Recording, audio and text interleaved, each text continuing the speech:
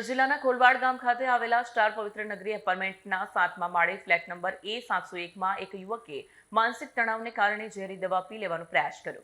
જો કે police control room PCR વાનના સ્ટાફે સમયસર સજાગતા દાખવી તેમની જીવનની રક્ષા કરી. મળતી વિગતો અનુસાર ફ્લેટમાં રહેતા કિરણભાઈ રામજીભાઈ ધામેલિયા માનસિક રીતે ભાંગી પડ્યા.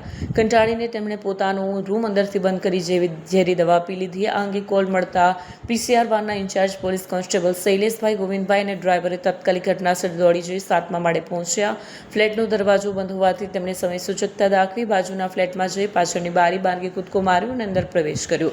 કિરણભાઈ ઝેરી દવા પીતા હતા, જેમને પોલીસ કર્મચારીએ તરત જ અટકાવીને સમજાવ્યા. દવા પી લીધી હોવાનું જણાતા તેમને 7મા માળેથી નીચે ઉતારી પ્રાથમિક સારવાર માટે PCR વાન નંબર 81 દ્વારા કામરેજ હોસ્પિટલ ખસેડાયા. હોસ્પિટલમાં તાત્કાલિક સારવાર આપવામાં આવતા ભોગ બનનાર યુવકનો જીવ બચાવી શકાયો છે.